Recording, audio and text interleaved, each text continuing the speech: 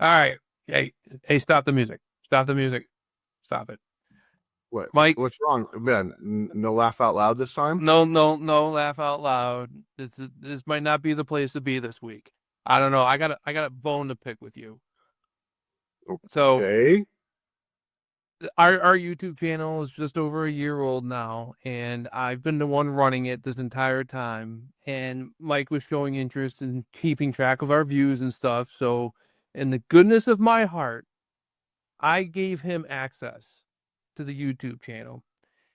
And then the other day, you post this video where, number one, I'm getting dizzy because you're spinning around like some kind of madman.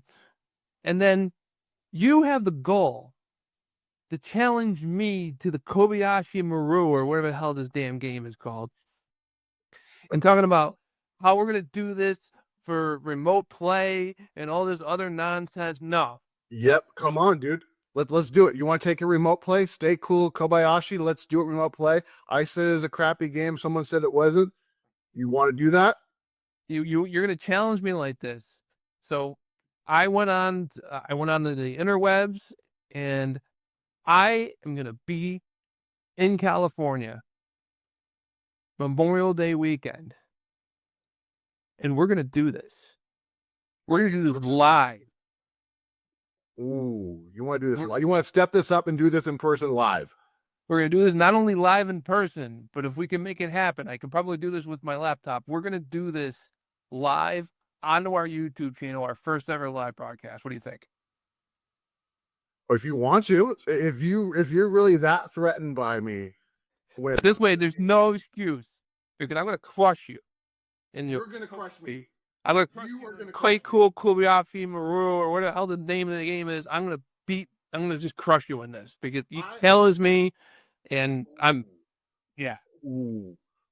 The only person that's going to be staying cool at this point is going to be me because you are going to be on the floor crying. Well, we'll find out. We're going to find out the Memorial Day Eve, I guess. You know what? Let's set it right now. Memorial Day, 9 p.m. Pacific time. Yeah, on the Sunday, not the Monday. Yeah. Sunday the 25th, 9 p.m. You and I, head to head, stay cool, Kobayashi. Yeah, and that's Pacific time because I'll be in California. So 9 p.m. So that's midnight here on the East Coast. I don't know whether or not you'll be able to hear us or see us, but you will be able to watch at least the gameplay, and we'll figure it out. This is nuts. I'll figure it out on the fly what we can get away with on the computer. Hopefully, you can at least hear us. Every time I go to Japan, I play that taiko drum game. I will beat you like I beat that taiko drum game. All right, we'll see what happens. Oh, and Ben? Yeah? Just a heads up, this game's co-op. Oh. So I will beat the opponent like I'm beating you. See, I know nothing about this. I just know that apparently one of our listeners took offense to the fact that you didn't like it. Well, yeah, the person said that they like the game, and that's fine. They can like the game. They took the time to leave a message, which I always find amazing. My favorite ones are still when you're looking through Reddit and somebody asks a question and somebody takes the time to write, "I've never had one of those. Sorry, I can't help you." And I'm like, why are you taking the time to write this? Oh, see, my favorite comments are the ones that like somebody's asking, such and such, should I buy this? And the person leaves a comment like absolutely you should buy it. But unfortunately, there's only 3 copies that were ever mass produced. 2 of them were burned down in a fire, and I have the only last copy, and I'm not going to sell it for anything, but you should totally get it. Yeah, when it's like something really rare. Or when you go and say, hey, I'm really looking to get one of these, and then they go and say, well, I can't help you with that, but I can go and get you one of these, which is like a completely different product. Like it doesn't even help you do whatever it is you're trying to do. Or people who go and they give you the advice that you already claim that you already like. I've done this before where I've written like a paragraph or 2 of what exactly I've done. And somebody replies with, well, did you try? And then they mentioned all the steps that I just told them that I did. Like I told you, I did all this stuff already. Well, I mean, you took the time to write this out. You know, there's a group that it drives me up the wall that people okay, so let me explain it to you. So I'm in a group called The Urge. It's an old like kind of like rock punk ska type of feel to them. And whenever I ask somebody, do you like The Urge? The first thing they say is, or do you know The Urge? You're like, well, I know Urge Overkill. And it's like, dude, did I add the overkill at the end of this? Why did you add it? Well, they're trying to find some connection, and they're thinking that, and this happens. Maybe you forgot part of the name because they probably forgot part of the name of something at some point. It's that's what I think it is. It's not like they're being a dick about it. They went and said, "No, I've never heard Urge, but you ever hear of Metallica?" Then I would say like, "Okay, shut up." Okay, all right. So now you're having me tangent on something else, which I will never forget. Which is I had a call one time, a work call, and the guy gave me his account code with us, Yeah. and it was like VML, and he said it just like this. It was so great in such a bad way. He goes, my code is VML. That's V is in Van Halen, M is in Metallica, L is in Led Zeppelin. Yeah. And I was like, I don't know what to say back to that because I don't feel like I want to give you like a props, but I'm never gonna forget that, and I haven't. I've never forgotten it to this day. That's crazy. I don't know, man. So that People, it's. I remember like having to do that for the first time, where you're trying to figure out letters that go with, the like what goes like the with the you get. I mean, you're trying to think of words that go with the letters, and I always try to remember like, okay, what is it that they do in the military, and I can never remember. So it's like A as in alpha, B as in beta, C as in cow, B as in delta. well, if everyone is WTFing, I mean, that's the only one I know, like Whiskey Tango Foxtrot, and like that's all I got. Mm. All right, so we got a lot. We got a lot to talk about tonight. Oh, we have quite a packed show, and no movie reviews. So if you're here for that, I'm sorry. Although, you know what? Why don't we talk about next week, because next week we do have movie reviews. Yes, we do.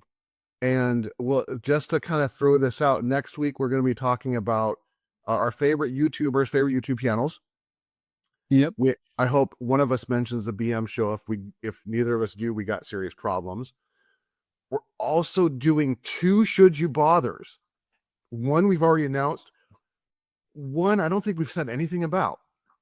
So the first one is we're gonna do, since now this just happened to work out. It sounds like magically. Yeah, like you didn't know weeks ahead of time. It's amazing how this worked out.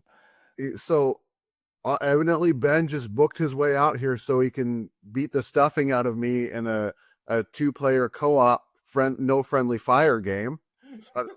Fire, but so we're going to watch for Should You Bother. The first movie we're going to do is called The Terminal. And then we're be about being ill. This is a movie about being stuck in an airport. Yeah, which I'm gonna have an interesting comment about. The other movie we're gonna do is an old skating classic, The Search for Animal Chin, Oh yeah. starring Bone Thugs and Harmony. Really? Brigade. What's that? Actually, it's the Bones Brigade, but Oh, never mind. You got me excited. Bone Thugs and Harmony. I used to love that. sorry, they're not in this one. But you could actually Listen, this moving, moving, moving. We're not in this. Okay, sorry. You could listen to them while you watch the movie. They had this me and this kid I went to high school with. We really got into Bone Thugs and Harmony, Mhm. and they had there's I think it was like their second album. Mhm. They had two different prints of it, and you wanted to get the later print because they did the first print and then they released the single, but the single was a remix of one of the songs. So if Mhm. you got the second print of the album, you got it with the remix of the song in it instead of the original version.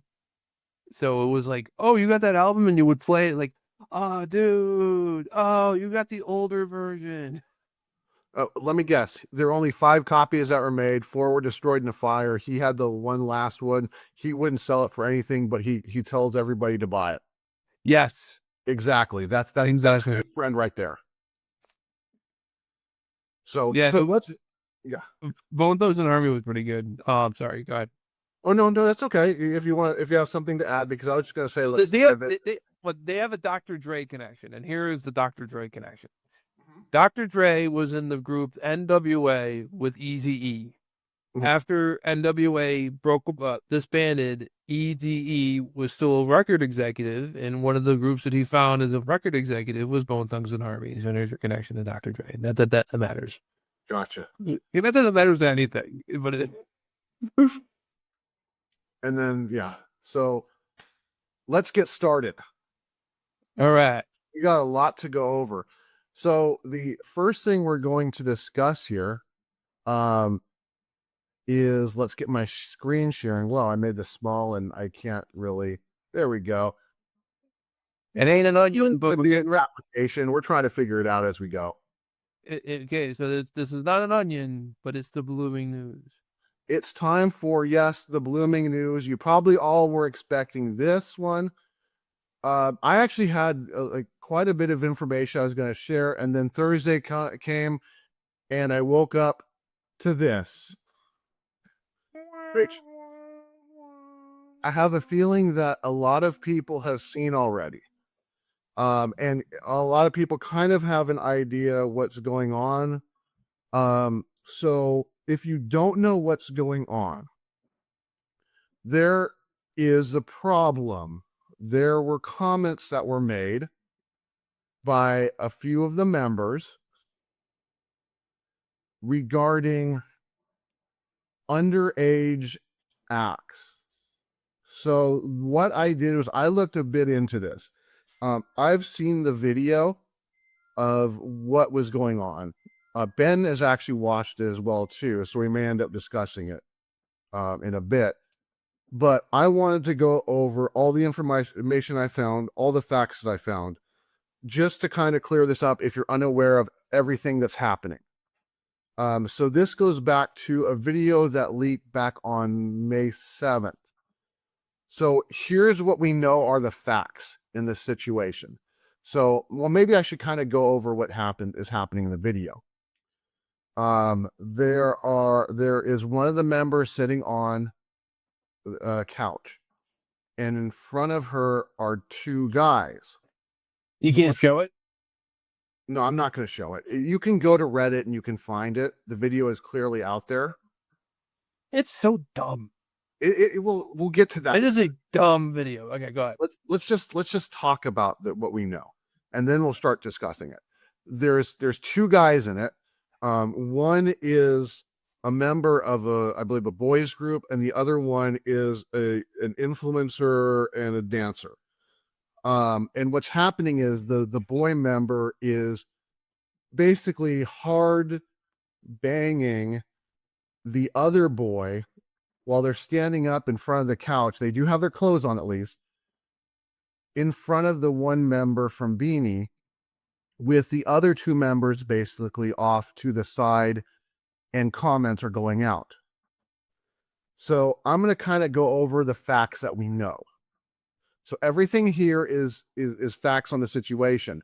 I know people have their feelings on it, and that's fine, but I don't want to bring the feelings into it. I just want to tell you what we know first. So here's the facts. So this appears to have happened after they had this kind of event where they brought on people from like they brought on these 2 as well as some other people. They were like teaching them their dances, and they're doing their dances with them. This was all uploaded to like Facebook and Instagram, these videos. So it appears to probably have happened after that and around that somewhere, but it happened in a private setting. It was like kind of like they were just hanging out. There were 3 members that were involved. 3 members are Colette, Stacy, and Joanna. Joanna was the one that is said to be sitting on the couch. But the quality isn't great. So that seems to be what's going on. There's only one of the members on cam. The other 2 can be heard. Fact, well, speculationable fact, let's put it this way. It is believed Colette might have been the one that was filming the video. Another fact, that all 3 were laughing about what was going on and what was being said. Fact, Colette says 13 years old at one point. Joanna said it too. Stacy just said some bad things. The 2 guys involved, one was of a group, I believe it's called GAT or GAT. I'm not familiar with him. His name's Ethan David. And then the influencer, his name was Sean. And they were acting the scene out, like I said, right in front of Joanne, who was sitting on the couch. Another fact, the audio is poor, so we're kind of speculating on what was said. There was what sounded like a name being said, which we believe is Ashley.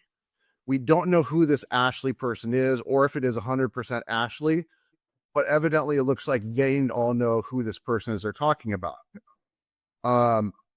Another fact, Star Music, BINI's label, issued this apology and is stating that basically they're taking responsibility, saying that, it did happen. They're taking, a full accountability for this, like they said in here. Another fact, Ethan David has also issued an apology as in taking, responsibility for what had happened too. So that sounds like something did happen for sure, that even with the poor audio, it's kind of, we're on the right track. Another fact, no one knows how is leaked or who exactly leaked it. There's speculation that someone within the group that maybe sabotaged them. I don't know, but if it was Colette that was filming it, they would have to get it off of her phone. Another fact, it was first posted by on X by an account that has been confirmed to be very harsh towards BINI in the past. So whomever it is that got this seems to be very anti the group. So, that's how I guess those type of things go. Another fact, this group is very strong about women empowerment. They've made that very clear. So this has become a big blow to them. They just received, as we reported before, they just received the Women of the Year award, which is the second time it's ever been issued, about 1 month ago. And on top of that, they just had the miniverse like a week before this, or a week and a half before this, that was geared towards all the little young children that are fans of BINI. Another fact, there's people now that are screaming for the removal of these 3 members. In fact, people have been taking this picture and saying, why are the other 5 members listed at the bottom of it, and deleting out their names and just leaving Colette, Stacy, and Joanna across the bottom. Although another fact here is this group is basically stated that they're all or nothing. So there isn't really a case of seeing one member go. Basically, if one member goes, the group's gone. So this is the predicament they're in. Now, this is the at this point, Star Music hasn't said anything. They put out this notice, and then just at this point have complete radio silence, which I get, but it's still not making the situation any better, because are they just trying to, let it fade away? Or is there some sort of deliberation that's going on about the future of the group? Because the 18th of May will start their world tour. So those are all the facts that we know involved in this whole issue. Hmm. Now we can take a moment to discuss it because I have my feelings on it. And Ben, you're not even a fan of the group, but you've seen it and you had comments that you had made. Do you want to share any comments about it? It looked like a bunch of teenagers just messing around. It was one of the boys was like standing in front of the girl who was sitting on the couch, and then one of the other boys was behind him pretending to fuck him. Yeah. And you know, is it appropriate? No. But is it like a crime? No. Is it wrong? Yes. But it depends. You know, it's just, to me, it's like I think this is an overreacting to it. People are looking for reasons to say mean things. I think they're using this as an excuse, which is not unheard of. Um, like maybe their friends are into this group and they don't care for it, but they pretend to be fans of it because their friends are, and then they say, okay, well, you know what? This is why I don't like them. You know, it's like, yeah, it's. And then you're talking about like they want them to remove the members, and it's like this is it's so dumb. It's so dumb. You don't know what led into it, and I guess like one of them made some kind of comment you were telling me, and it's like, Yeah. So let me jump in and let me go over what was said or what we believe was said because the audio is pretty poor. So we're going off what it sounds like. yeah. Also, like these people don't make enough money to buy a nice cell phone. Well, yeah, Yeah. I don't know. But here's what we believe is being said because we can't be 100% sure because we don't know about this name Ashley. But it was basically all in Tagalog, so I had to go to a translator to translate this for me. And so if anyone's listening, they know a little bit better about what's being said. Definitely feel free to comment and post it, and let us know if I'm right or if I'm missing something. But it started. The first comment that I guess was made was from Stacy that said something about this is how he does it to Ashley, which we think is the name Ashley.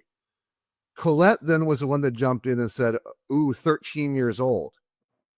And then Stacy responded back with something about like pulling the hair, which I guess he was pulling. Ethan Dave was pulling the hair of Sean at that point. Um, then I think it was after that. I think Colette had said something else that wasn't really that big, or maybe it went to Joanna, which was she said, 13 years old. And I mean, this clip is only 10 seconds long. When I look at it, okay, so given the groups, the situation, what they're trying to do and what they're trying to accomplish, I think it's bad for them. It's really puts them in a bad situation because they are very much into empowering women. And this is kind of a step back. Um, I do see it though as um, when I was younger, I said a lot of stupid stuff too, and I think I kind of know what's going on. It's kind of like here in our country, if we're gonna make fun of somebody, we're like, oh, I did your mom last night or something like that. This is kind of the reverse, where it sounds like they're making fun of Ethan David by whomever this Ashley person is. They're like, oh yeah, this is how he does it to her as kind of a joke. Is it a good joke? Not really. It's really not good to say. Um, but I'm assuming that's what's going on. Now, there is one thing that I want to say. I actually want to bring in a couple verses, if you don't mind, here, Bible verses into this. And I think they're relevant in this situation. If it's okay, if you don't mind you learn that, then Go ahead. okay. So when I saw this, a couple verses popped to my mind. First one was it from the abundance of the heart the mouth speaks. Now the other one was, let he who is without sin cast the first stone. So as far as this goes, I'm kind of torn on it. Like I get it's not good. It's not good to hear them say this given what they stand for. I also know I've done a lot of dumb stuff when I was a kid too. Luckily, it was a different era then. where we didn't get everything captured on video and uploaded to the internet back then, which is probably good for us because if we look back, we'd be like, oh, I can't believe it. Oh yeah, there's some stuff that has happened that I'm glad never made it to the internet. Yeah. This video was number one. It's only 10 seconds. It's really stupid. It looks like it's on a cheap cell phone. So yeah, you're having trouble hearing stuff. Um, if they were talking about whether 13-year-olds having sex or something, or one of them having sex with a 13-year-old, I mean, that's inappropriate. That's probably more inappropriate than really anything else in the video, I would think. Yeah. But even, but you don't know what they were talking about. You don't know what led into that part of the conversation. You don't know anything. It could have been an innocent conversation, and somebody who doesn't like the group took that, has a longer video, and took that 10 seconds where they're talking about the most inappropriate part and just released that. It might, and in fact, if I were to take a guess, I would say that's probably what happened. Is there's probably a 2-3 minute long video, and this 10 seconds was the most inappropriate part of the whole video, and that's what they released. So you have no context. If anything, the group should go and say, you know what? Here's what happened, and here's what we were talking about, and here's what led up to it, and we're sorry that you had to hear it. But it was a conversation between friends, and we were talking about maybe they were concerned about somebody. Maybe that's what it was. They were concerned about this Ashley girl. I don't know. We don't know. You said it yourself. Who the hell is Ashley? Nobody fucking knows. And that's so maybe if we find out who that is first, maybe we can start filling in some of the blanks. I personally don't give a rat's ass what the hell happens here. So I'll put that out there right away. This is somebody who really doesn't care about any of this, telling you this is how you do this, is you give them a chance to come back and say something. And if they don't say something, if they don't cover their ass on this, then that's their fault. Yeah. But they should really go and put a letter out. Maybe have their manager come out and talk about it. I don't know. Don't put them on a talk show unless you have a friendly host. Don't put them on like the show that's gonna bake them, because they're just gonna get baked. Because these girls, they recover from doing this on the fly. It would not work out. So yeah, my recommendation for that would be to just get some representation out there to go and say, here's what the thing. Here's the rest of the story. Mm-hmm. Yeah. And you just brought up a good point, is that we don't know anything about who this, so-called Ashley is. It could have been something that, this guy Ethan David was joking about before. He's like, yeah, I'm seeing a girl, she's only 13, just as a joke. And now they're throwing that back at him as a joke back at him, but that's the only part that's cut. We don't know that much. All we know are basically those facts that I listed. Yeah. Like I've seen kids where they take longer to mature. Yeah. So maybe they were making a joke that you look like a 13-year-old. Yeah. They could have been we don't know. That's what I'm saying. We don't know. I'm not defending them. Yeah. I'm not prosecuting them. I'm saying there's not enough here to make a decision really either way. If you want to get them on the 10 seconds where he's pretending to ass fuck the other boy and say that's inappropriate and they shouldn't be doing that, you got something. Because there's really no cover for that, even if they're joking around. Yeah. But other than that, what else do you have? Yeah. She's sitting on the couch with her legs kind of spread, like he was trying to go in on her. Okay, but still, you're but then you're pulling at straws. Mm-hmm. You're looking for a reason to hate this silly little group from the Philippines. Yeah. So, I would say something that I would say might be a good move for them is basically, since they just got the Woman of the Year award a month ago, they could come out and they can say, you know what, at this point we are declining this. We're not ready for something like this.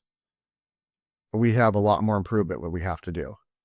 And that might actually bring them back into where they're back in a safe zone with everybody, rather than, so many people basically out to just gut the group. Yeah. And that could be, like I said, a combination of things, like people who, well, like I said, their friend group is into BINI, but they're personally not. So this gives them a reason to get out. It could be, a combination, like people who really like another group. Did BINI beat out some other group for some reward at some point, or did one of the members might have said something that might have been mean against a member of another group or something? It's all petty bullshit. Just so you know, you might not know this, Ben, but this is like the nation's group. Is it okay? I don't. See, I They're don't the know. biggest group. Okay, so they are like they are like Girls' Generation guys. Okay. Yeah, they're like girls. They're actually right in a situation that's like Tiara. If you remember, Tiara was gunning for Girls' Generation, and then they had the scandal, and it just completely decimated them. What was the scandal? The scandal was the one member came out and said that there was bullying going on against her. The thing was, Cube, I believe Cube was their label, fired the one that said that there was bullying, didn't say anything. It just went complete radio silence, and it destroyed the group to where for the longest time, the only way that they were really staying relevant was international fans, I think mainly China. Uh, and, and eventually there was one of those like kind of like taxi cab confessions shows that had that member on it that claimed bullying. She came out and said that she lied about the bullying. And like overnight, like they went on some one of the shows where they choose the best song, and literally won that episode and just fell down the ground in tears because it had been like 8 years since anyone in that country cared about him because of that scandal. I'm looking at like if Star is going to maintain this tight lip about what's going on, they're walking in the same situation that happened to Tiara. So, who knows? Now you just mentioned something about, don't have them go on a show that's going to shred them. You don't do that yet. You do that. Number one, you don't send anybody out there unless they're a seasoned veteran at taking shit. Which, Yeah. after everything that's going on right now, and the fact that they have not yet released a statement, tells me that they're not. They couldn't take it. They couldn't take going on to an adversarial program. They would have to be on. If anything, you want to put them on a program that's produced by a company that's associated with the record label. Because it plays everybody's interests are in their best interest.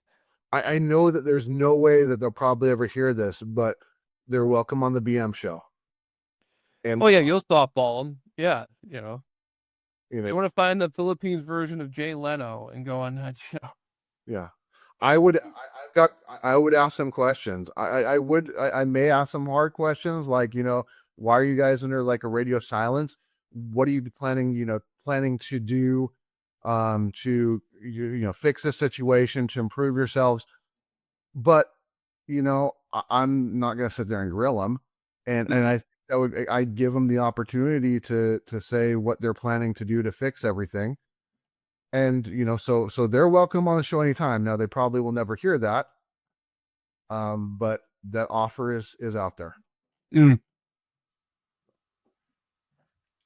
I looked up Tiara, and I'm actually just looking up look them up because I don't remember. Like I remember the name. I'm just trying to remember what was their songs. What song? Oh Peep was one of them. What's that? Oh Peep was the Mo Peep. Yeah. Okay. You'll probably know that one. They had some other. I had a few of their albums too. It's been like forever. I just don't remember. Let me see. Yeah. Or Yeah. la la la la. Let me say yeah. You don't remember that one? I do remember that one. Okay, now I remember who they are. Yeah. So I had other things I was going to go over the news, but I think that we'll just go ahead and stop there. Well, I mean, yeah, you're not gonna go and just like announcing that someone just killed, some leader somewhere, and then said also happening in sports. Yeah. Where do you go from there? But we will. But I'll keep an eye on this, and as things progress with it, then I'll come out and spill the news. There you go. So that's all we have for this segment. Unless there's anything else you want to add to this, any feelings on the video that you want to add that you didn't say? Nope. Okay. So that's it for the Bloomin' News. So we do have to talk about saving money, and then we have a couple other things that we're going to jump into, I believe. Yep. So let's get through with the saving money first. And then Ben has a little bit of something that he wants to discuss. So let's get this started. You ready to save some money, Ben? Yes, let's save some money. Let's do some epic games. Epic games. I'm getting it up right now. There we go. Let's get Adam Sandler here. Come on, Ben. Epic games. Epic games. Giggity goo. I don't know what giggity get. Giggity giggity. So I do want to point out something. We got 2 free games, and then Epic Games is doing this to us.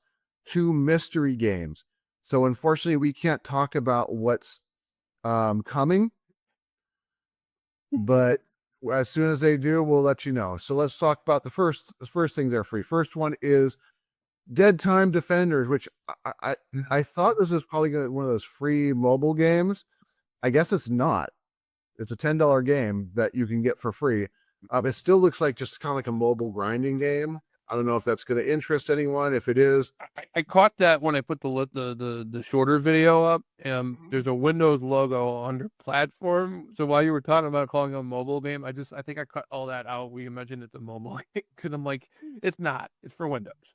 Okay, so it's not a mobile game. I don't know anything about it. Go find out if you want to see if it's something that you enjoy. Also free is Touch Type Tail. Not in here. You don't. You do that stuff in your private time in your room alone. Oh, The 3 T's. It's some sort of like a strategy, build your castle type of game. You can laugh out loud if you want to. it's the place to be. It is a place. Touch Type Tail is a place to be, and it's $20, but it's free. So go ahead and get it. It's free up until Thursday. Prime Gaming. Mm-hmm. Prime Gaming did something interesting. They gave us another Wolfenstein game. This time, Wolfenstein 2, The New Colossus, which is a first-person shooter that is Wolfenstein, and it's got not, you know what, if you don't know what Wolfenstein is now, just go ahead and go get this and experience it and find out if you like the series. There's a bunch of other games in the series. But if you're upset because you don't have a PC, once again with the Wolfenstein game, they went with the Xbox version as well too, that you can get through Amazon Prime for free right now. And it's the same thing. It's still a first-person shooter. It's still Wolfenstein. It's still free. It's still available. Go pick it up. Also free on Prime Gaming, you got Amnesia Rebirth, which is some sort of like exploratory adventure game. And that sucks. It sucks to have amnesia and then have it rebirth inside you. But if you're into reliving your amnesia, here you go. You can do it for free. Also free on Prime Gaming is Hypnospace Outlaw, which I don't even know. I don't know what this is. It's an indie point and click puzzle simulator. This sounds like it's a lot of different things wrapped into one package. So if you like opening packages and finding quantity in there, give this a try and see if you get to your liking through it. Also free is Doors Paradox, which is also a point and click puzzle adventure. So you can click things and see what they do for free. Open some doors, see where they take you. So that's it for the free stuff. Now we're going to get into the bundles. First bundle is Humble Bundles 9 Circuit. Go away. I don't care. It's nine circuits of bullet hell, which is a whole bunch of shooting and typing and trying to survive it. So I'm familiar with a few games on here. So you're looking at $10 for at least for the all 9 titles. Keep in mind, it'll default you to 25. It is for charity, but if you don't have that much, you can drop down to 10. You'll still get all 9 of these titles. Also, this one's confusing. Bundle for Epic Game Studio or Xbox Game Studio game bundle for Steam keys.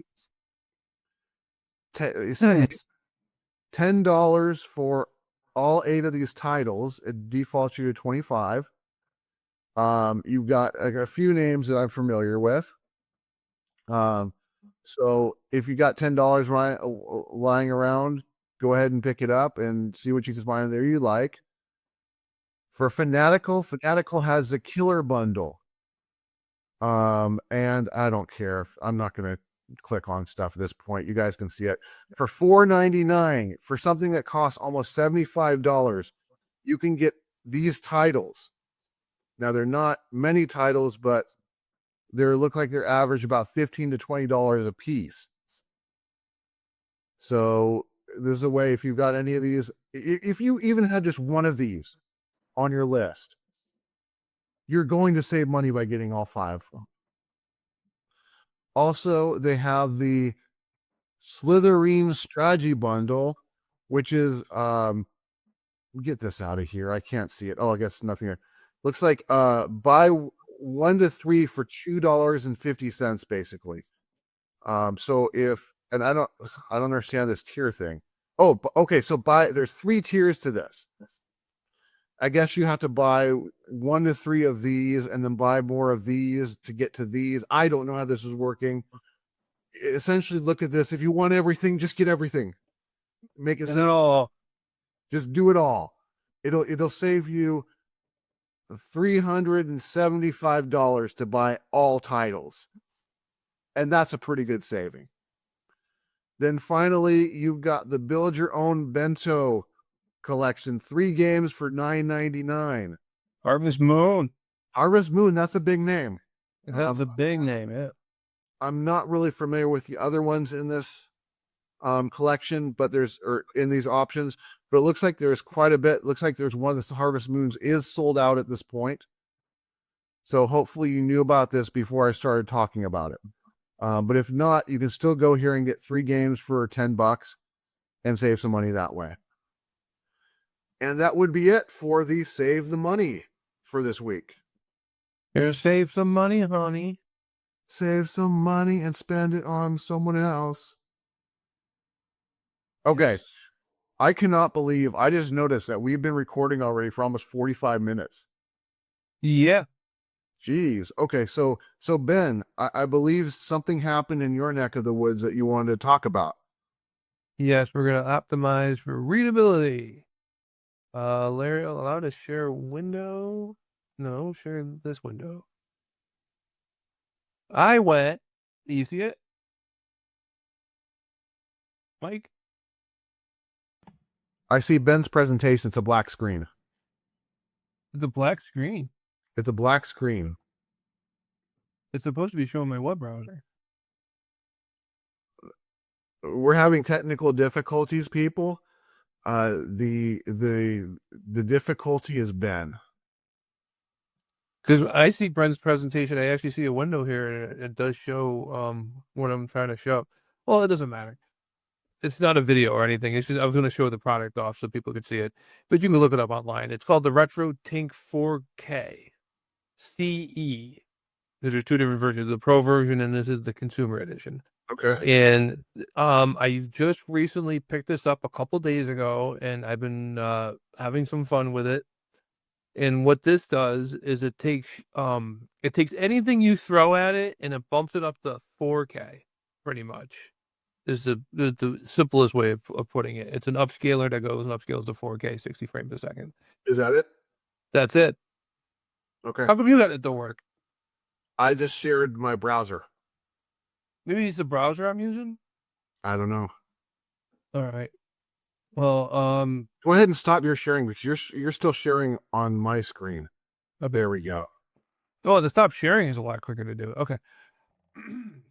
So yeah, I have it. So could I have a PlayStation 2, a PlayStation 3, a PlayStation 5, an Xbox One X, or not One X, the Xbox Series X, I should say. And I also have my dedicated 4K Blu-ray player. So I have a lot of stuff that has to run to the TV. So I have, and the Nintendo Switch. I forgot about that. So right now I have the Nintendo Switch and the PlayStation 3 running into an AB switch, or actually the ABC HDMI switch. Then that switch then runs to a splitter, which splits it off between.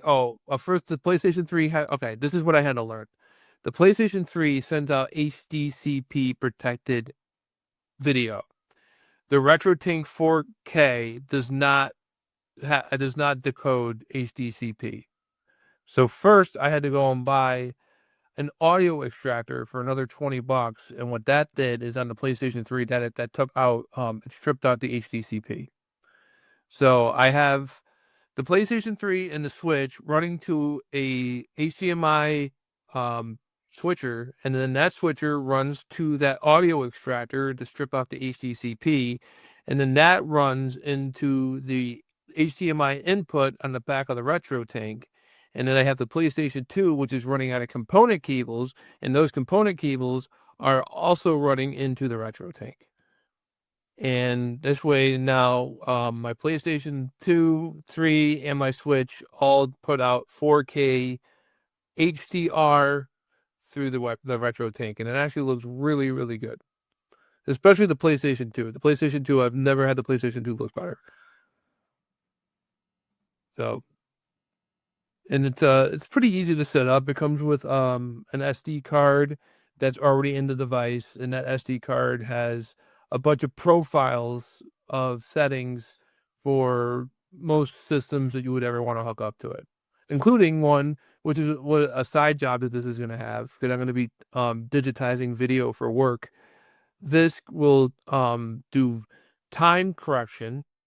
Mm-hmm. Now, if you do a video, if you were to like try to record a videotape and you hook up directly to your computer, if there's an issue with the tape where all of a sudden like the picture blinks out for a second or whatever, that can screw up your lip sync on your recording. I don't know why, but it does. So an auto time corrector will fix that. And I think the auto time corrector, what it does is it just always, like, if there's no signal coming in, it always sends something out. I think that's how it works. I'm not really sure, but it's supposed to fix that issue. So that was another reason why I got it, so I can use it for work. But yeah, it's a really cool device. The Pro Edition is $750. So this is a little bit more than half the price. And it's you look at it like, yeah, the Pro Edition's right there, and that's $750. There's not much of there's differences, but the differences for what I'm using it for, it's not that big of a deal. That's like if you really want to start getting into the nitty gritty on stuff and like fine tune in everything, which I really don't. I just wanted to look halfway decent on my TV. That's all I'm really looking for. It's the same casing but in black. Gotcha. That's my only real complaint is the color. I wish the thing was in. I wish it wasn't white. The one I have, but other than that, I was like, I once I saw what the PlayStation 2 looked like through it, I was sold on it. Because like the PlayStation 2 just looked amazing, and I'm like, if it can take the PlayStation 2 and make it look this good, imagine what else it can do. I'm curious. Tell me what happens when you get to N64. That's what I would be curious about. But do you still have an N64? No, I don't. No, I don't have. The only systems that I have that I haven't mentioned already would be like I have a couple of those retro consoles, like the mini consoles, and they're down in storage, and yeah, so that's they're also like never been used. Yeah. Would those need upscaling though? What's that? Would those need upscaling? No, they wouldn't need upscaling. Even though this probably would do a better job than the upscaler they have in them. But yeah. That's the thing, is like when you're doing gaming, you can't just go and use like some $10 upscaler. You have to like it looks like shit, and you have latency, and I mean this is the same company that I bought that RetroTINK 2X I sent you. Yeah. Yeah, it's the same people. This is just their more higher end products. Gotcha. Yeah. And it's like, yeah, people take this stuff very seriously. Like there's channels, like YouTube channels that we'll talk about next week that they're really into this retro gaming is like their life. Their channels are based on retro gaming. They literally is their life. And they use it used to be the Framemeister. It used to be the thing to get, and the Framemeister was about $400. And then the RetroTINK 4K came out like last year, and all of a sudden everybody went and they changed from FrameMeister over to RetroTINK. Mhm. So it's the new thing to have if you got a gaming console that doesn't do, if it doesn't do 4K. Mhm. If your system doesn't do 4K, it introduces HDR. I don't even know how. I would love to find out how can you take a signal that's not even there and produce it, but it finds a way to produce it and it makes the picture just look a little bit better, you know? Mhm. So that's all I wanted to talk about with that. All right, thank you, Ben. Yep. So go out and buy your RetroTINK now. I wasn't planning to. I've been planning to get this for months, but I wasn't planning to get it yet. Mhm. But because of tariffs and the fact that this comes directly from China, the guy literally put out an email and he said, if you're interested in getting this, do it now because the price is going to go up over because of the tariffs. Gotcha. And I think the price for the tariffs is after 475. It's when you get it in the country, you have to go to the post office and pick it up and pay the difference. Mhm. And it's, from what I understand, tariffs from China is like 150% or some shit. So yeah, I had to go and like move some money around, but I was able to buy it. Mhm. Nice. Yeah, it came just shy of $500. It was like 495 Mhm. after taxes and shipping. I had to pay for shipping. I think you're charging that much. Shipping should be rolled into the price. Yes. Yeah, I think there's a point where all shipping should be rolled into it. I mean, yeah, of course you're gonna want it shipped. What do you do? Go show up at your place and pick it up? Yeah. What really stinks is when shipping's like rolled into the price though, and you're just like, and they offer the free pickup, but yeah, it's not free because you could just have it shipped and it wouldn't change the amount. Yeah. Like, okay, so I was watching some Simpsons, and I was watching some more modern day Simpsons, which it's very hit or miss with that. And they had an episode where Homer was just pissed off about the tipping culture. Mm-hmm. So yeah, he got into trouble with it. But it was like, um shit, I forgot what my point was going to be with that. Damn it. We talk about shipping and cost of shipping and Oh yeah. Okay, yeah, the cost of shipping. So if you go over to Europe or if you go over to Asia, they don't have a tipping culture, but the food is more expensive when you go to the restaurant. And it's like, yeah, because the tip is rolled into the price, pretty much, yeah. which I would rather have. I'd rather have it when it came to me and told me that my thing was $5 more, and I don't have to go and put an extra $5 tip on it or whatever. You know, it's just it's an excuse not to pay them minimum wage, to pay them this fake minimum wage. It's just for tipped employees.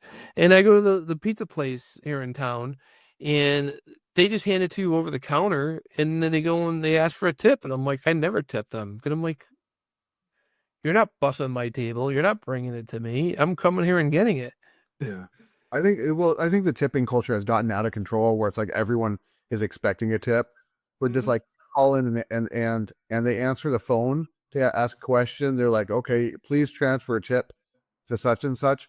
But I do want to say something because it's not that I'm a 100% expert on this, but no, I gotta do this. Actually, about the comment you made about tipping so that they can pay them a fake uh, minimum wage. Okay, be very careful with that. Don't fall for the crying that's out there about that I'm paid this amount, blah blah blah. Go who? Okay, so here's the facts on that. Okay, there are states, not all of them, where the employer can pay $2.13 an hour. The reason why they can pay this is because the tips of the employee are expected to bring them up to federal minimum wage. If the wages do not bring them up to federal minimum wage per hour, the employer is then legally required to now make up the difference that will bring the employee to federal minimum wage. So next time you see a person crying about, well, I don't get anything in my check because I only get $2.13 an hour and all that money goes to taxes. You also got tips. and you took them home on the spot, make sure to mention that as well too in the whole thing you're claiming, because if you're not being paid up to minimum wage at that point, you now have a lawsuit on your employer. I went to a restaurant once in Coronado, California, Mm-hmm. and I was told that they don't have any waitresses, but there they were, girls who were serving tables. And it was explained to me that the waitress, if you will front the price of your meal, bring it to you with hopes that you will not only pay her back for the meal, you will tip her. Mm-hmm. And it was one of those like first come, like first served can get the job, and it's only like there was, I don't know how to determine like how many people can do it the job. Maybe there was like a certain amount of pads or something, but it was like then if it's solely on tips, Mm-hmm. I mean, well, then that's different. But these people are hired employees and they should just be given the federal minimum wage, or if they're exceptional at their job, more than that, and just, oh, we'll have to bring up the price of the food. Yes, which you do anyways, because I got to tip these people. So, Ben, now you're talking about a new state. Let's discuss California. California has a higher minimum wage than the federal minimum wage. In I think California, you too. yeah, when you are in a state that the minimum wage of the state is higher, the employer is required to go by state minimum wage. California also doesn't have a tipping rate. Now, there are states, I believe it's like New York, has their minimum wage is higher than federal minimum wage, but they also have a tipping wage that I believe also is higher than federal, but it also works off as the state minimum wage. California doesn't do that at all. The employer is legally required to pay the full minimum wage for the state for California to the employees. So everything that they're making on as tips is on top of the minimum wage that they're getting per hour.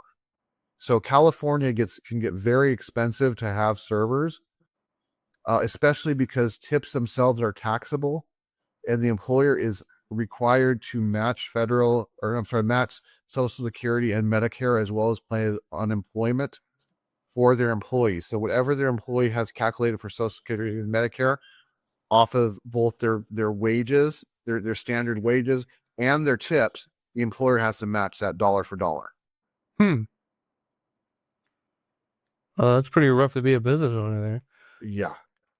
So that's why in California, you're probably not going to see as many servers. There's a lot more automation going on.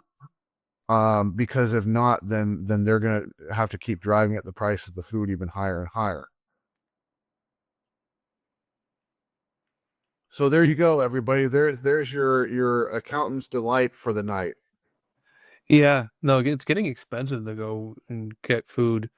It used to be like breakfast used to be like dirt cheap, and now it's like it used to be like the six of like okay, I go every Tuesday with the same guy. It used to be like the six of us would go out to breakfast. It would cost us like under $50, and now it's like near 70. Mhm, We order the same food.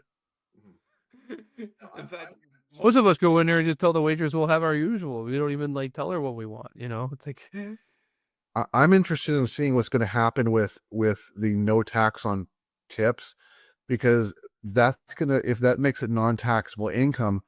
I don't know how the states are going to work with the fact that they have that federal minimum wage they have to meet with the lower amount per hour. But it also means that if there's no tax on tips, that means the employer isn't matching Social Security and Medicare for what would be the employee would be paying off of those tips. So that may drive down prices, but the other one, if they have to now pay federal minimum wage, could drive up prices. So in states where that's the case, it's going to get interesting. So yeah, it I'll it like that thing's gonna lower. yeah, it's not a 1099 job, it's a W-2. Mm-hmm. And so that means that the employer does have to cover you on your Social Security and all that. Mm-hmm. Unless they just take it out of your actual hourly rate. But then they would have to bring up your hourly rate high enough to cover whatever that's going to be. Well, yeah, that's actually what happens is that they get paid and their check ends up being zero. because they don't have enough wages in there to deduct all the taxes. Yeah. And they're probably paying in at the end of the year when they file their W-2.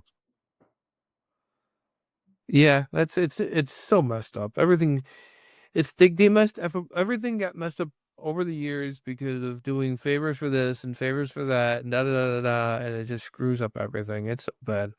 Mm-hmm. But it's not my job to fix it. So Yep. So, if you don't mind, I'm going to take the mic here. Because Mike on the mic.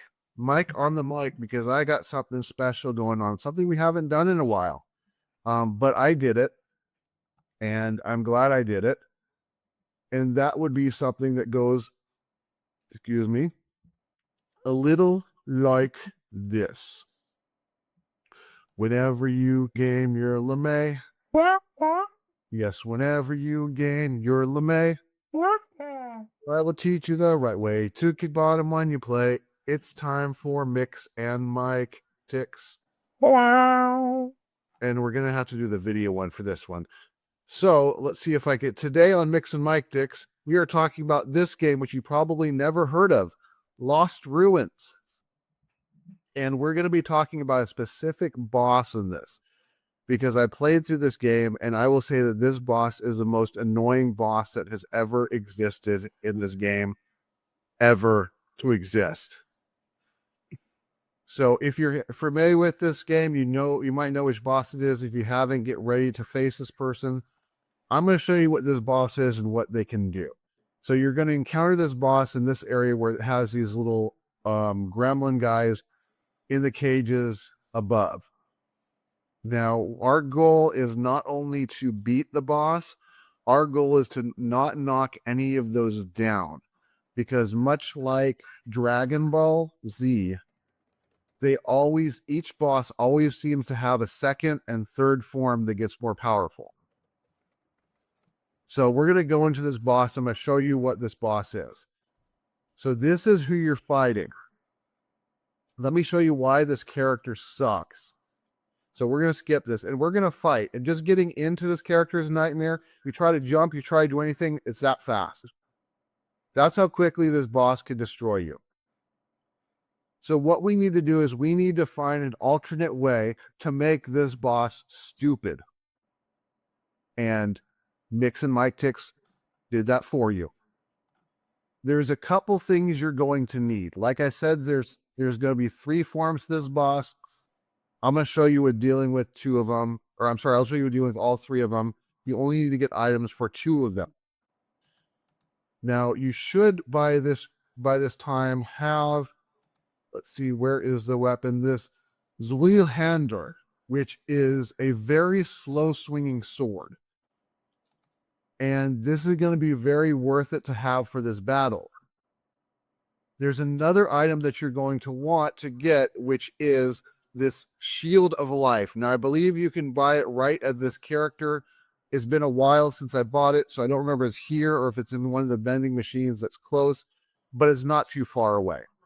You may have to grind to get the gold. What else you want to get are throwing hammers, and you want to get at least 11 of these throwing hammers. You should be able to buy 10 from this character. You should have found a couple beforehand. So what we're going to do, I'm going to go back to the boss. What we're basically going to do is when we fight this boss, we are going to first off equip both the shield and equip the sword. And remember what buttons you put them on, because we're going to make this boss really dumb. So we're going to go into this battle, and all we're going to do is we're going to shield until the boss gets tired. There is something you need to do to make sure you don't die, because the boss can actually hit you, but they only have one opportunity to do that. So I'm going to hop into this battle. We're going to skip the dialogue.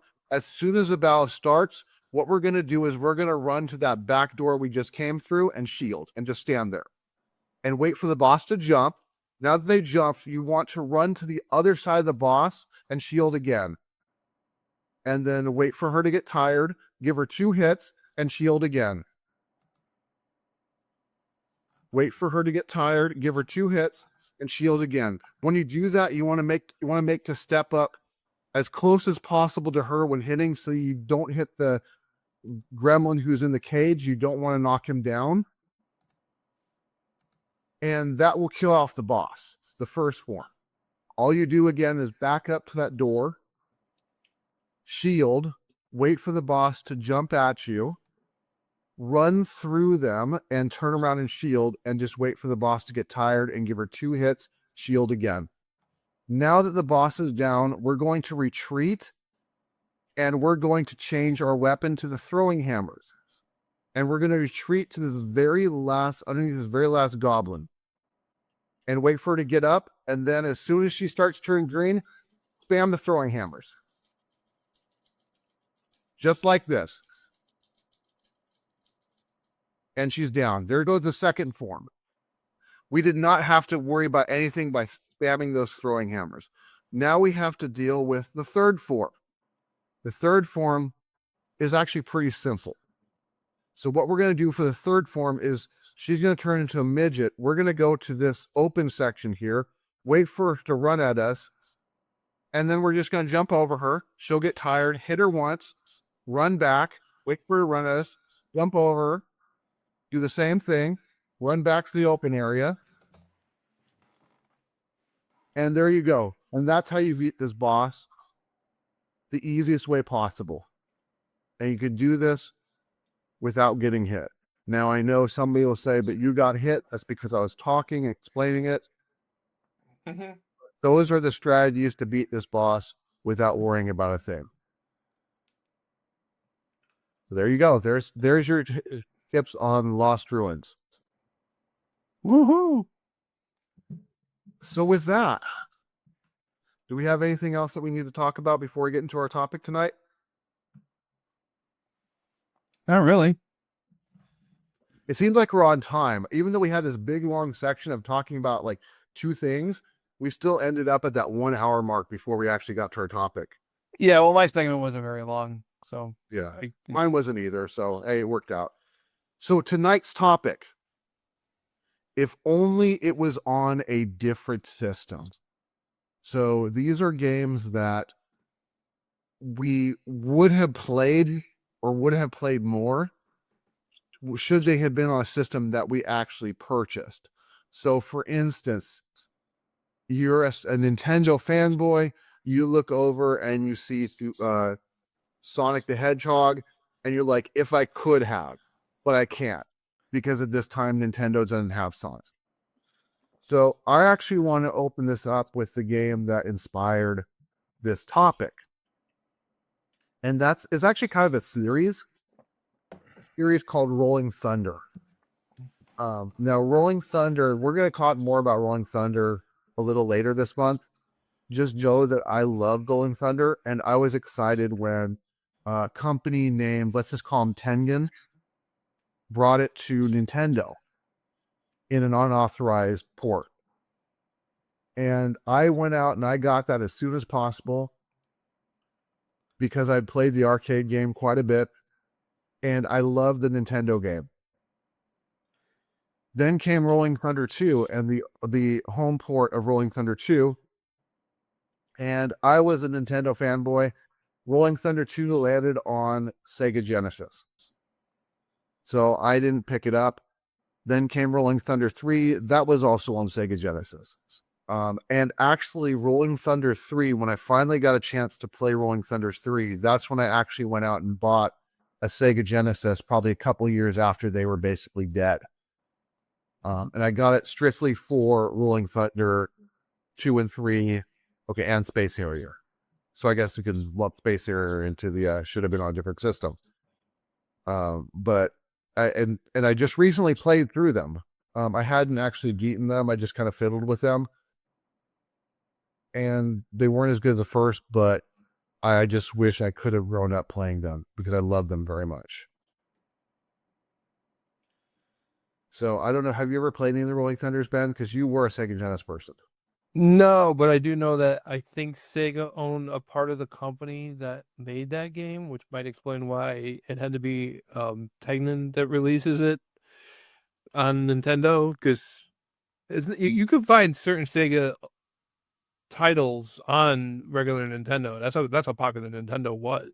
Yeah. They just would be from like sometimes some really bad ports. Like Shinobi was pretty jank, and um there was a version of Afterburner, and yeah, there was even like NEC games started showing up on there too. Like yeah, Box Adventure shows up on the Nintendo.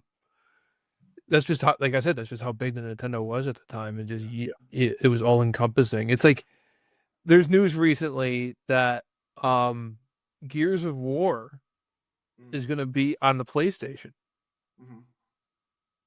And I'm like, that's how big PlayStation's gotten, where Xbox just seems to have given up. Yeah. Sure. So I'm going the other way, and I'm going to say, because I had Sega Genesis growing up, Yeah. one of the things that you got to deal with when you jump from a Nintendo Entertainment System to a Sega Genesis is there's just certain game series you're not going to get.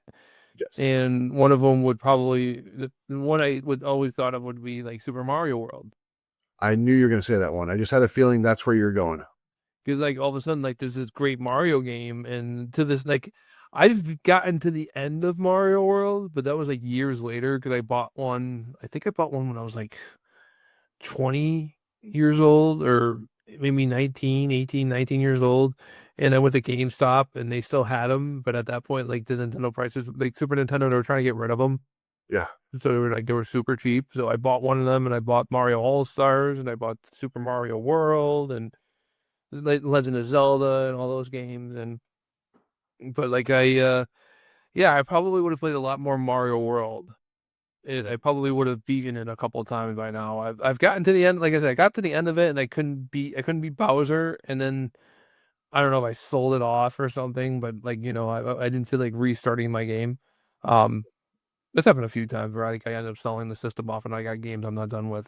Um, that yeah, Mario World was it's just another Mario game, but it's still like it's probably the best.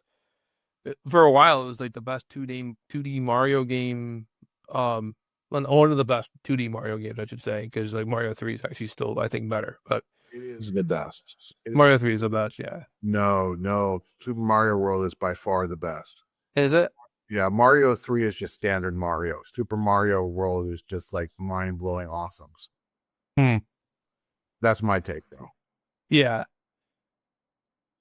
But or that one was like, which one do I remember playing as a kid? And I didn't really play Mario World. Like I played it a little. Don't get me wrong. Like I had access to playing other people's Super Nintendos. I just didn't have one myself. But I didn't really play it until I owned a Super Nintendo. And at that point, I was already like, if I wasn't in my 20s, I was close to it. So, I think one of the awesome things about Super Mario World versus Mario 3 is the fact that you could save your progress. Something so simple, but it really makes Mario 3 a little bit more less accessible because you have to start from the beginning again every time. yeah. Yeah. But with the wart whistles and everything, you can like skip through that game like pretty fast. Yeah. Like I think I could even beat Mario 3 if I'm on point, I could probably beat it in like an hour. But I have to say on point because I'm out of practice. I haven't played Mario in forever. But I shouldn't say that. I played Mario 1 recently. I haven't played Mario 3 in a while. Mhm. Yeah. Yeah, Mario 1's a fast game, so that's the kind of game I don't mind starting from the beginning. Mm. Mario 3 is just like super long, unless you are using the whistle, it can be super long. And by the time you're getting even halfway through the game, I'm kind of starting to lose interest in it. Whereas, Mario World, there's a lot to it. But it's really easy to go to like certain like ghost house or so. There's one ghost house that's really easy to get through that I always use as a place to save my game so I could beat a few levels and then just decide, oh, it's time to go back and just save it and then continue on from there. Mm. Yeah, there was a lot to it. There's secret exits that lead to special worlds that you can only get if you find the exit and all that. And Yeah. I never knew that until years later. So that shows how much there is to Mario World. Yeah. But yeah, so that's my first one. There's gonna be a lot of Super Nintendo on my list. So Understood. So my next one is going to completely destroy a system. because this is the only game that I actually saw as being worthwhile to get on the system. And keep in mind, when I'm saying this, I'm talking about in an American standpoint rather than in a global standpoint, because there may be imports that are worth getting. And that would be Ninja Spirit on the TurboGrafx 16. I played quite a bit of TurboGrafx games, and I haven't found any that I actually really like, except Ninja Spirit was an awesome game. Ninja Spirit was like what I feel like Shinobi or Legend of Cage should have really been. It's like it's a fast pace, kind of feels in a way like Ghosts and Goblins fast pace, but it plays more like Shinobi. And it has upgradable weapons, and you can actually choose out of like 4 different types of weapons which ones you want to use and which ones you want to actually upgrade. So there's actually quite a bit of, even though it's just kind of like a standard sky scroller, you're a ninja, you're attacking other ninjas type of thing. There's really a lot of customization in the game, and you can find that weapon that works best for you. And also, what was really cool is you could get some like trails. You could get like 2 other versions of you to follow behind, and you could probably just go into see like a video of the first boss fight, and if they have those trails, they could just jump up and like the guy will be on the ground. One of the spirits of him will be halfway in the air, and the other one will be all the way at the top of the air, and all 3 of them are hitting the boss at the same time. So it's a really cool thing to see. But that's the only thing to get on. That's the only game I really say is worth getting on TurboGrafx. And unfortunately, it wasn't on any other systems I know of apart from the arcade. Yeah. Good. You're up now, Ben. Well, and series that you don't get on the Sega Genesis, another one was The Legend of Zelda. Yep. What shit? Oh, and Link. What's the actual name of that one on Super Nintendo? Link of the Past. Oh, was it go last? Yeah, I'm thinking of like Link to something. It's folks. I'm a little slow than normal because I'm not feeling well today, and I'm tired, and I'm trying to think of stuff, and I'm like, yeah, somebody's like screaming at their YouTube. It's like, Link to the past, you idiot! Link to the past. Like, I know my stuff. It's just, my recall's a little slow right now. But yeah, that was another title where like I didn't play it much until I ended up buying a Super Nintendo, and then I actually watched a friend of mine go through the whole game and just beat it. And then I kind of felt like I was done with it because, well, I kind of saw everything you needed to see. Yeah.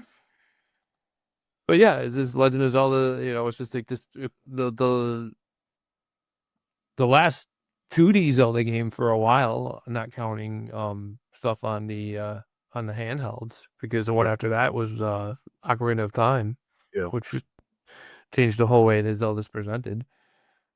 So, did you like the one on Super Nintendo? You didn't, right? Okay. So here's the thing. I would say Link to the Past is the second best Link game or Zelda game. However, I think that the gap between the first and second best Zelda games is a very wide gap. I loved Link to the Past back in the day because it did a lot of innovative type of things. It had a lot of depth to it. I think it's suffered over the years. It didn't age as well as the first one did. It's still a decent game. It doesn't have the beams like I think it should have. I think if it still had the beam sword, it would have been a lot better. I did like the light and I think it's light and dark worlds and using the mirror to switch back and forth. I did beat it multiple times back in the day when I loved it, but now I can't really sit through it anymore. Hmm. Yeah. No, the Zelda series is a classic series, so it's like, it's would have been nice if there was I guess there was like a game for there's a couple like role playing games for Genesis, but I never got into any of them. Mm-hmm. Like Fantasy Star 2 and 3, I think, were on the Sega Genesis, and I later tried them, and I can't get into it. It is like if maybe if when I was younger, if I was interested, if I started the Phantasy Star games, I would have gotten more into them because they're not bad games. It's just, after everything else that you like, after all the other games you've experienced, do you really want to go and play this with everything older now? And the funny thing is you said 2 and 3. I would say skip 2 and 3 and play 1 and 4 instead. I think two, 3, and 4, I think, are on the They're- Genesis, and one's on the Master System, I think. Yes. Yeah. And That was a cool thing about the Genesis, though, is the Genesis was backwards compatible if you bought the adapter. uh-huh. And I think when I bought Genesis again, I bought the adapter for it. I didn't have it when I first had the Sega Genesis, but I wish I knew about that because I would have bought the adapter and just went nuts and bought like Sega Master System games because nobody wanted them, so they were really cheap. Yeah. I didn't know there's an adapter for it. Yeah, because it's the sound chip on the Genesis is the same chip that was the main chip for the Master System. They use the same. It's the same reason a PlayStation 2 can play PlayStation 1 games. The PlayStation 1 chip is being used by the PlayStation 2, and then here they did the same thing. Well, this is actually they did it first, where Sega took the chip from the Master System, incorporated it into the Genesis, and now you are able to. It allows you to play Master System games, and it was really nice to have that backwards compatibility. It's something that they could have done with the Super Nintendo, but they decided not to. They did. There's an adapter for it, but it doesn't have. There's no official Nintendo thing. There's there isn't an official Nintendo adapter for playing Game Boy games on the Super NES. There is for that, but I'm talking about for regular Nintendo. Yeah, which I personally think is a lot better than Nintendo, because you could just have a Nintendo system right underneath your Super NES system, since the Super NES is top loading and most Nintendos were front loading. But the handheld systems, that's a different story, because now you can sit down and actually play your handheld systems on your TV, and that's a big difference. Yeah, yeah. Now they're going to charge $500 for the new handheld system. Exactly. Yeah, because the kids who like to play the Switch games, they're gonna have that just sticking around. If you got $500 that you saved up and you're like a teenager, Mm. would you spend it on a Switch too? Well, you got to think about inflation when you're talking about when we were teenagers. $500 is probably like $150 when we were teenagers. Yeah, well then, yeah, but still, like, it's still a lot of money to come up with when you don't have a regular job, when you're like mowing lawns and helping the grandma or whatever the hell it is you're doing to get money. Hopefully it's legal. It, you know, it takes a lot of time to put this fucking money together. Where like $300 for a Nintendo Switch is a lot more affordable, and that's what they're telling people. It's like, well, if you can't afford it, buy the old one. Yeah, we've got plenty of them left, so just keep buying them. Yeah, it's like, well, then why did you release the new one if you're just going to tell me to buy the old one? Am I going to get a Switch too? Probably. I'll probably get one after everybody who originally wants it are done getting theirs, and I can go to a store and they just have them. Yeah. I do want to get one. I'm interested in playing Legend of Zelda again, with the better graphics and all that. I don't know how long I'll play it. I probably won't beat it. I'll just play it enough to get the experience out of it. But Yeah, get your money's worth. yeah, get my $10 worth, because that's how much it costs for the upgrade. Yeah. Gotcha. Which isn't much, honestly. People were bitching about the price of the upgrade. I'm like, $10 is not much. They were like, well, Microsoft did it for free. Nintendo's never done it before. Okay. The thing is, Nintendo's never done anything for free. Yeah, Nintendo also, yeah, they don't do much for free either. Nintendo's the only company that has made money on their system since day one. Yep. The first Switch that they sold was marked higher than it cost for them to make it, and it continues to this day. Do you think the price of making them has gone up or gone down over the last 10 years, however long the system, 8 years, or 9 years? It's been 9 years since the system came out. Do you think the price has gone up or down to produce them? The price has gone down considerably, and they still charge the same amount of money they did on day one. Yeah. And they've been making money since day one. So you can imagine how much money they're making off of these things. And that's why the Switch 2 costs so much, because you have to make money off the Switch 2. Where with I'm going to say Genesis. It is like Genesis, but where Microsoft and PlayStation use them. Well, at least PlayStation uses it as a loss leader. Microsoft, they just raise their prices, so I think they're going to try to make some money off the Xbox Series X, because that's only been out for 6 years now, and that's only become cheaper to produce over time. Well, To the point where they probably are making money off of it now, but now because of the tariffs, they raised their price even more, and I'm like, well, Sony's not raising their price. mhm. And I gotta throw somebody under the bus. And they're the leader of the pack. Yeah. I gotta throw somebody under the bus. I'm not gonna tell you who I'm throwing under the bus. I'm just gonna tell you that this is a person, they actually said this. This person got a PlayStation to mod it. And they modded it so that this person could play copied games. And what was funny was this person told me, I'm like, dude, you're copying all these games. So they're not making anything off you. Well, they're making money for the PlayStation system that I bought. Say no, they're not. Well, actually, no, they're losing money off of you. Yeah. So it's like when the PlayStation 3 came out. I think I mentioned this a couple of weeks ago. It was $600, which at the time everybody's like, I can't believe it's $600. Who could afford that? It was an $800 machine. Yeah. That they were selling for $600. And if they would have just told you that, I would have put that in the advertisement. I would say, this is an $800 machine and we're selling it for $600. I know you wish it was cheaper, but folks, we're already losing our shirts. That's what they should have done. They should have done a whole campaign where the guy keeps losing his shirt and saying, "Are already losing our shirts on these things." If you want to talk about losing money on a system, I got 2 words for you. Steam Deck. How much? Yeah.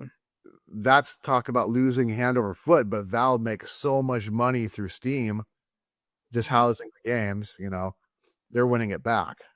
And these companies, I know Nintendo, they only do video games. They're not like Sony and Microsoft, where they got their hands in so many pies that they could afford to lose money for a little while, they'll make it up later.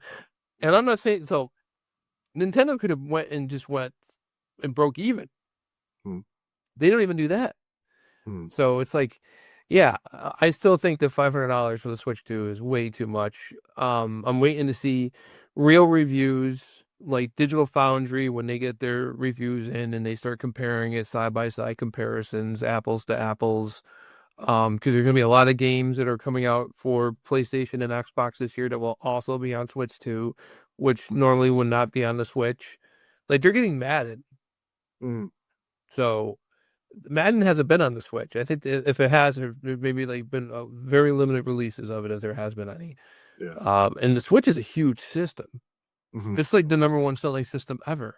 Yeah. So you would think that they want to put Madden on it.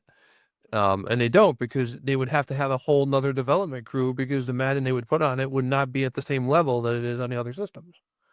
And I wonder if the Switch being the #1 system, I wonder if that has a lot to do with the fact that if you look at like PlayStation and Xbox, a lot of their titles are like cross-platform. So you could go get an Xbox and get pretty much the same library you have on PlayStation, or you don't even have to get a console. You can just have a computer and get the same games that are on the systems.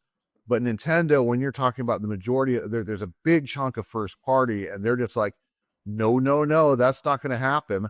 I mean, I wonder if that was able to happen, would the Switch be anywhere close to where it is now? If Nintendo didn't have its library of IP, there wouldn't be a Switch. It's like, who would care? Or it would be a portable only thing, and Nintendo would just be like the guys who do the portable system. It could be you can hook it up to TV if you want to. That's basically what it'd be. Yeah, and it's kind of what it is now. I mean, how many people, like you were talking about, you're trying not to watch Cruel Intentions a couple weeks ago, and you end up pulling out your Switch and playing it portably. Yeah. It's just funny. I rarely ever play it portably. I always like 99.99% of the time it's on a TV. I'm probably one of those weird ones that does that, where it's everyone plays it portable. I'm sure the batteries on mine is shot. because it's never been off, it hasn't been off the charger in like 2 years. Yeah. Because I just don't use it other than on my TV. And yeah, like it's I don't play on the go. Even when I go on vacation, when I think I'm going to be playing on the go, I don't. It's kind of a thing where I literally have to be home and have nothing better to do. Yeah. Or I find a game that like really taps into my head and I gotta really go play it, but that doesn't happen too often. Yeah. And yeah, when I'm on vacation, like, well, I could sleep on the plane or I can play my Switch. I think I'm gonna sleep. But you still probably bring your Switch, because I do that as well too. I'm like, well, I may be playing here, so I'm gonna bring my whole setup, and then it just never comes out of the box or out of the casing. There's a new they have a new one of those consumer agreements that they release every once in a while that you agree to just by reading it. And they're saying that if they find that you have copied software on your Nintendo Switch, they can not only ban you from Switch Online, they can break your console down. Yeah. So, I don't know if you know anybody who might have a modded system, but Yeah. they say in the thing, they say like, if you're modding your shit, we know you're doing it.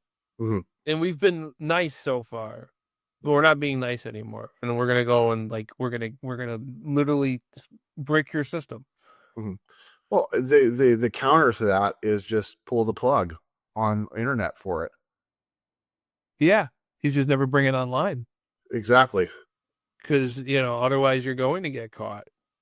And people are getting caught using these M2 cards, and it's like the M2 card, you can legally use it as long as you're only backing up your games. You can legally use it. But why would you be buying one of those? I mean, unless you have a gigantic collection of cartridge games. Most of my games are digital. They're all on the SD card. I just it depends. Because you can then back it up and put it on like an ST to carry around with you to install it wherever you are. Like, what if you're in a place where you don't have internet and you can't like re-download it? You can then just put in the card, the M2 card or whatever it is, into this. You plug it in the system and copy it straight from that M2 card. Or perhaps, I don't know, maybe the M2 can be used as additional storage. So you could plug like, I don't know, a 2 terabyte card into the SD card into there if you have one. No, I don't think you can use it like that. I think it only can be used like you have to put the games on there using your computer. Well, I mean, then that's good, because then you can have it backed up and you can just copy it directly from the M2 without having to go online to download anything. Every single game cartridge has a serial number that's encoded into the cartridge. And Nintendo sees that. And if they see that a game with this code is playing in 2 different systems at the same time, they're going to know that one of you has stolen it. Yeah. And they're going to punish both of you. Exactly. Now the M2 card, I think it's called the M2 card. We've called it that like 15 times now. What's the name's different than that? But the card thing, this M2 card, what that does is what you could usually legally, if you wanted it, if you had like 30 cartridges, you could put all 30 of them on one SD card and put it in that thing and take it with you. And as long as you own all these games and they're not being used on your buddy's system at the same time, you're right as rain. You're good. But I'm not in that situation. Yeah. I mean, I know there's some people who have a lot of physical games, and this might actually be something that's worth it for them. But the fact that Nintendo is running, it's kind of like Nintendo's kind of like your cool, like a cool parent that's finally just telling you, hey, you know what? I know you go in the back of the shed and go smoke every day. I don't. If I catch you doing it, you're gonna get in trouble. But I'm letting you know that I know you do it. Yeah. That's Nintendo. It's like, I know you're stealing our games, and if we catch you, we're gonna fuck you. Exactly. Instead of being, just don't do it anymore or you're gonna be in trouble, it's don't do it anymore, because if we catch you, we're gonna destroy your life.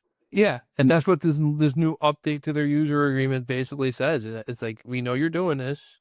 Stop it. This is your warning. Stop it now. Otherwise, if we catch you, we will not only stop you from going online, we will stop your system from operating. Mhm. How? I don't know. Maybe they just force an update to it and they update bricks the system. I don't know. And it's got to be recoverable. Nintendo maybe they'll go and say we bricked your system, but we'll give you $10 if you send it to us, and then What's going to they'll happen sell us is for 100. what's really going to happen is you're going to have somebody that's going to get their brick system that's within the community. They're then going to go straight to work on the system, and they're going to find the program that's needed to unbrick your system within probably about 2 weeks. Yeah. No, it's always build a better mouse, build a better mousetrap. Exactly. It's been doing that for years. Yeah. We completely went off in a totally different direction with this. We did. We did. Are you ready to get back on? Because it's now my turn. We should probably start bringing this home because it's getting late. Yeah. Well, I do want to get this one out for sure. Okay. Which is because we're talking about handhelds. Now, fair enough. I actually have this on the handheld, but I really wish it wasn't. And this is gonna be weird. Street Fighter Alpha 3 Max. Now I know you're like, but Street Fighter Alpha 3, that's like all over everything. Max was the most characters in the game ever. Max is the only time that like Ingrid shows up. And I think Yoon shows up in the game. So it's other than that, they put the next version up takes them out, and I think it's maybe there's another character that doesn't have it. The problem is Max is only on PSP, and it really needs to be on a home console, or it really needs to be on Steam, something where you can easily play it on a TV rather than in a little handheld device. Yeah, I want to say that if you're talking about PSP games, there's the one for Vita, and that's one of the Uncharted games, Uh-huh. and it's like it's just stuck on Vita now forever Uh-huh. because it needs a touchscreen. It also needs a touch like the touchpad that's on the back of the Vita. You need that to play it too. Oh yeah. I literally bought a Vita to play that Uncharted game, and as soon as I finished the Uncharted game, I got rid of the Vita. Well, you could think of how many Wii games could we actually list because of the fact that it really needs that remote control to motion detector to play those games. Well, at the Mario's 30th anniversary, whatever the Mario 3D All Stars, if that taught me anything, is that they could take these games and they can mod it so it doesn't need to have all the Wii stuff included. Yeah. There's been a few games where they unweed it and released it for something else. Yeah. You know, it's the Wii. Oh man, there's people who absolutely hate the Wii because they feel like it ruined gaming in a lot of respects. It didn't like ruin the whole thing, but it introduced this new different way of playing it, and if you're not down with it, then it's horrible. Well, Is there any other games that you want to add to the list? Castlevania 4, for the save reasons that which I've already mentioned. Like I said, a lot of Super Nintendo games, basically. Not all the Super Nintendo games, but Super Metroid. Super Metroid. But I really wasn't in the Metroid at the time, so not really Super Metroid. Street Fighter 2, the World Warriors, because at the time I thought that Sega Genesis will never get a Street Fighter game. Yeah. So I was like, oh man, and like I think I borrowed somebody's Super Nintendo just so I can play more of Street Fighter 2. Uh-huh. And at the time, like that was like for a home conversion, you literally thought it was the same thing as the arcade. Mm. Of course, like, I'm 12 years old, this came out, I'm like, oh my god, it's just like the arcade, it looks exactly the same. Like, I didn't have an arcade version handy to compare it to. Oh, I could already tell the difference. With the character that I used, there was one attack that would land in the arcade perfectly that did not land at all in the home console version. Yeah, it's like I was comparing Mortal Kombat 2 there's a version that's on the Midway Arcade Treasures 2 for PlayStation 2, and then it's also on the Mortal Kombat Arcade Collection on the PlayStation 3. And I was comparing to both of them because they both should be exactly the same. And I actually think the one on the PS2 is better. Yeah. Because I think the one for PS3, I think they added too much. They added like a pause menu, and the nice part is like I don't remember any of the fatalities for Mortal Kombat 2. I just remember the special moves because those doors are always the same. It's like you just pick Sub-Zero and it's the same thing as if you're Ryu or Ken. It's pretty much a lot of the same button combinations will create similar moves. And I can never remember the fatalities. And it's nice in the PlayStation 3 one, I could just like pause the game and look the fatality up like right there in the game.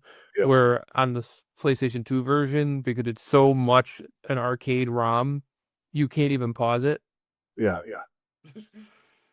But yeah, that's like that's all I can think of really is like, maybe was there anything for there was that Castlevania game that came out for the TurboGrafx CD. Yeah. Rondo of Blood. Yeah. Just like a lot of games that I was really into the series on Nintendo, and the series just wasn't on Genesis. Yeah. And that was like Castlevania, Mario, and Zelda for the most part. I never, like I said, I didn't get into Metroid until I was older. So, And I just want to plug two really quick, and then I'll be done with my list. First one is Halo 5. I'm not a big Halo fan, but what the crap Xbox? We've got the Master Chief Collection has every one of them through 4, and then Infinite all on PC. But 5 is not and will never be on PC. So it leaves that big gap in there where you have to buy an Xbox.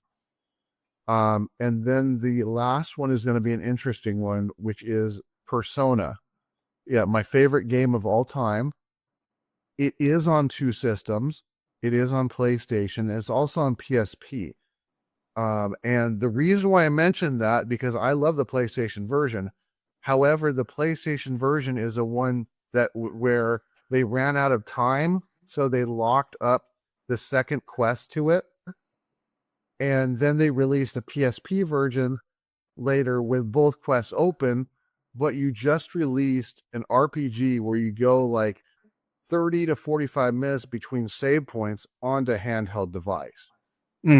That should really be back to the PlayStation. Or at least, PlayStation 2, I guess, would have been what was around at that point. It's just sad that the PlayStation version, really the only way to get the second quest is to use a Game Shark code, and it's not all translated.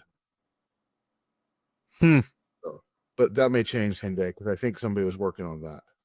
There's always people working on stuff. Dude, I found out today that some guy, like some rich guy who grew up watching Doctor Who, he wants to watch every episode that he watched as a child. He wants to watch them all again. And because 97 episodes were missing because they used to reuse the videotapes. So they just recorded over them. He went and paid $100 and something $1,000. I think it was $180,000 or something like that, to have AI recreate these episodes using whatever they could find from the episodes. Wait, I mean, like still shots, audio recordings, somebody recording it off their TV with a kinescope camera, like whatever they could do to whatever they could find for it. And so he paid all this money to recreate these episodes. And I was actually just looking to see if I could find it. There's supposed to be a trailer of it, and I'm gonna look up the trailer. I'm gonna watch it, and I think it'd be interesting. And also, I just to see how well it looks. I got told that it does look like it could have came from the '60s, just a lot sharper.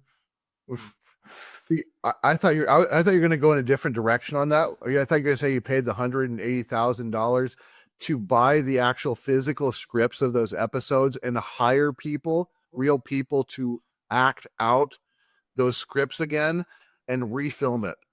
They've done that. BBC was doing an animated versions of a lot of the lost episodes, and that's how they did it. Is they would, if they didn't have the audio for it, they would actually bring back who they could, because a lot of these people are dead now, and recast who they had to, and redo the episodes. Mm. And you could hear how old everybody sounds, because you don't sound the same as you did 40 years ago, you know? Mm. So, yeah. And on that note, I think we're pretty much done for the night. And then coming up in a couple weeks, man, it's going to be me and you versus the game, because now apparently it's cooperative. Okay. Yeah. So, and I'll beat you with a higher score or something. Yeah. This I version. will take you down to the next area where we'll fight more enemies. Yes. I will crush you in getting how far we can get in that game. We will get to the boss guy, and I don't know if we'll get to the boss guy. I don't even know if this game's any good. I will beat your head against the boss so that you headbutt him and take him out. It's like that one scene from Fighting with Your Family where they're practicing promos. And she says, like, I'm going to blow you away. Mm-hmm. And he goes, maybe you shouldn't have that pause in the middle. Yeah. And with that, folks, I think we're done. Yep. So I guess you're in control of who you give the last word to at this point, since you're doing the recording now.